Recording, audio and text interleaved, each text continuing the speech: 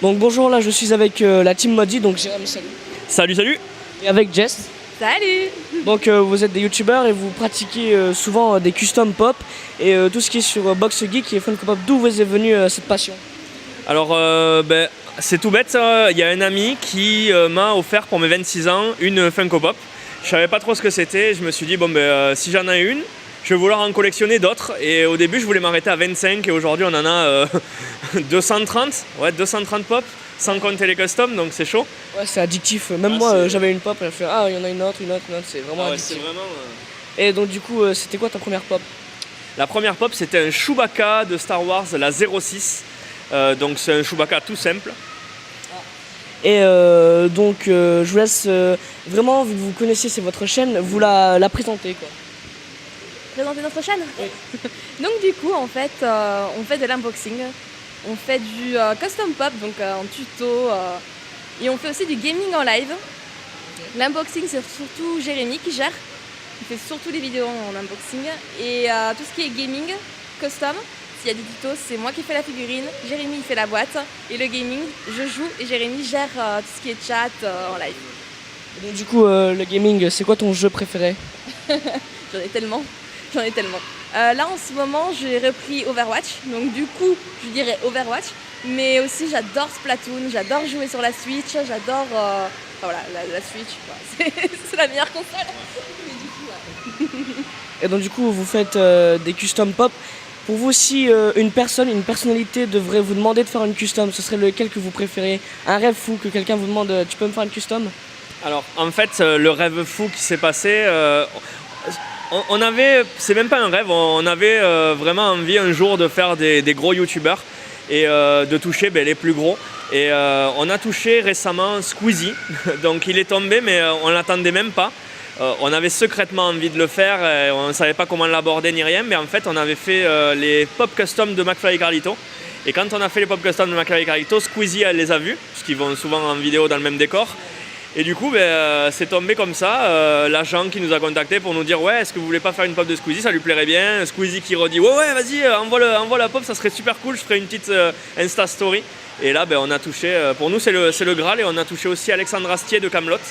Sans le savoir, on a fait une custom du roi Arthur, on l'a posté sur Twitter et je l'ai tagué pour déconner quoi.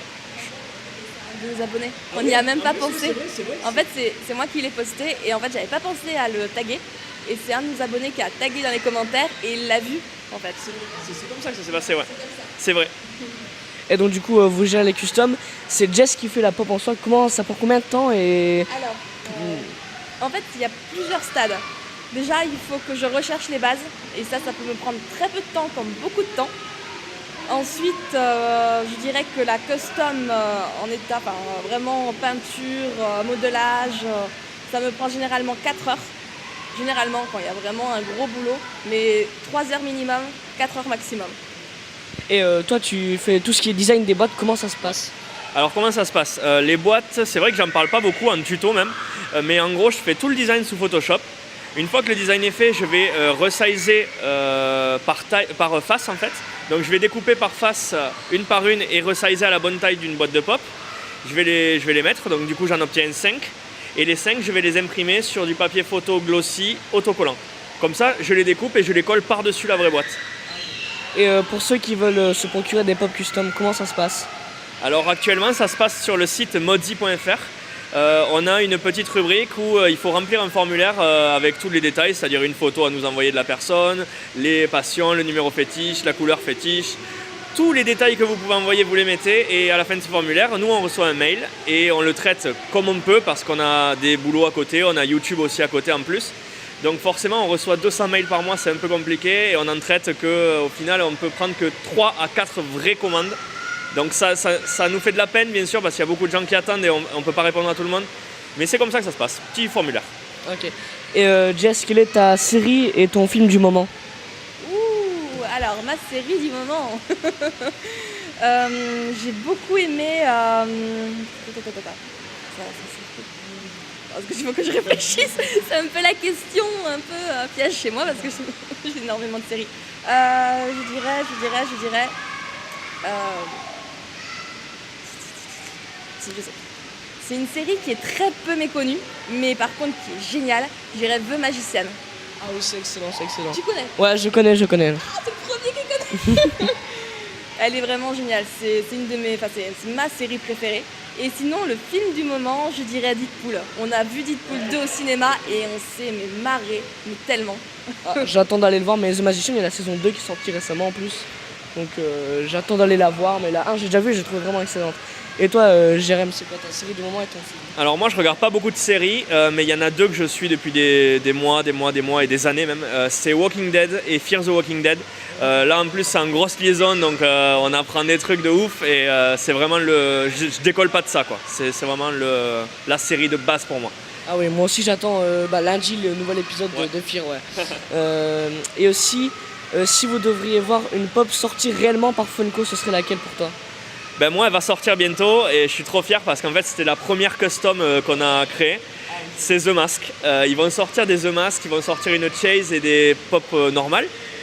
Dont la Chase qui va être celle en The Mask Sancho des Cuba, pardon, habillé en bleu là avec les maracas, donc ça va être assez cool. On n'a pas vu les visuels encore, mais j'attends trop. Et toi, Jess? Et moi, j'adorerais avoir une réédition de la Funko Pop d'Alice au Pays des Merveilles, mais Disney. Ah ouais, qui est vraiment maintenant super rare. Et votre top 1 Pop Price Guide? Ça, c'est plutôt génial. Alors le top 1, en plus, alors je vais peut-être pas m'en rappeler, mais j'ai fait la vidéo, donc vous pouvez aller sur la chaîne YouTube Modzi. Il y a la vidéo de notre top 10 Pop Price Guide. Et du coup, je crois que la première, il me semble, je suis pas sûr, mais je crois que c'est le Boba Fett, ou alors, non, c'est des Tortues Ninja, c'est Bebop. Bebop, le facochère des Tortues Ninja. Je crois que c'est celle-là la plus chère qu'on a à égalité à une autre. C'est une de tes préférées à mon avis. Pardon, excusez-moi. Qui est d'une de tes préférées? C'est franchement, dans les Tortues Ninja, moi déjà c'est un dessin animé que je regardais à fond, même les vieux films. Et c'est une de mes pop préférées parce qu'en fait j'adorais les méchants. Je préfère les méchants des Tortues Ninja aux tortues quoi. Question un peu généraliste, que pensez-vous de YouTube en 2018? Je sais pas compris. Que penses-tu de YouTube en 2018? On va dire que YouTube, c'est devenu un peu beaucoup de chaînes qui essayent de grandir très facilement. Ouais. Beaucoup de putaclic. C'est un peu le mot que j'utilise pour tout. Mais du coup, ouais, voilà, c'est un peu... Il y a beaucoup en fait, de YouTubeurs qui font pas de vidéos de qualité en fait. Et c'est dommage que maintenant, la qualité ça prime pas pour monter sur YouTube. Ouais, c'est ça qui est dommage. Et aussi... si vous devriez faire une custom, mais une idée qui vous est en tête, mais que ce serait irréalisable, ce serait quoi? Pour l'instant, celle qui est réalisable pour nous, c'est Link de Zelda.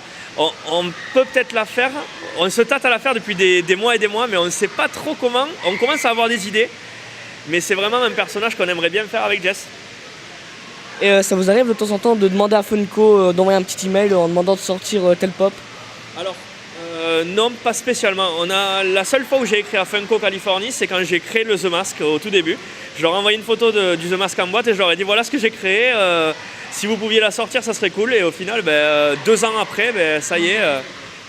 Ils m'ont répondu, ils m'ont dit ouais, c'est une bonne idée, on va la garder en base de données pour nos designers et tout ce qui s'ensuit. Et au final, je pense que il n'y a pas que moi, bien sûr, qui a fait le The Mask. Il y a des gars aux States qui ont fait ça bien avant. Mais ils ont eu cette idée là, ouais. C'est la seule fois où on a demandé vraiment. J'avoue quand même que je l'attends la The Mask. Et toi, Jess, que penses-tu de la World of Geek, vu que là on est le dimanche, le dernier jour de cette convention? Alors franchement, je trouve que oui, c'est petit, mais par contre, les gens sont tellement gentils. C'est ça que j'ai retenu plus, c'est que ça nous a permis aussi de faire des rencontres, d'avoir de nouveaux abonnés aussi, parce que les gens sont curieux. Et ça, c'est vraiment chouette. Et du coup, les animations, en fait c'est petit, mais c'est qualité. Voilà. Quand c'est trop grand, des fois, c'est bâclé. Et là, c'est petit, mais il y a quand même la qualité. Et ça, je pense qu'il vaut mieux avoir un truc plus petit, plus convivial, où on va s'éclater, qu'un truc avec 18 000 halls, où on va se perdre, où il va y avoir du monde partout, où ça va être l'usine, et très mal géré. Là, c'est super bien géré, quoi. On s'est amusé, quoi, sérieusement. Et que pensez-vous, avez-vous vu des abonnés belges? Alors des abonnés belges, oui, on en a vu 2-3, des tout petits abonnés belges qui avaient, je sais pas moi, 7-8 ans, qui étaient super contents, qui connaissaient tout sur nous, quoi. C'est un truc de fou, limite, ils connaissent même le code de ma carte bleue, quoi. Enfin, non, ils savent tout, ils étaient là, ouais, lui je l'ai vu, ta vidéo là, on l'a vu. Et c'est génial d'avoir ça. En France, on n'a pas ça. Il faut se dire que c'est ce qu'on a trouvé bien ici aussi. Alors, je ne sais pas si c'est que à ce salon ou si c'est en Belgique en général. En France, on a beaucoup plus de fermeture d'esprit. C'est-à-dire qu'en Belgique, vous êtes très curieux, c'est très curieux. Et ils s'intéressent même quand ils ne connaissent pas. Alors, ils arrivent, ils disent ben, on ne vous connaît pas, mais alors expliquez-nous.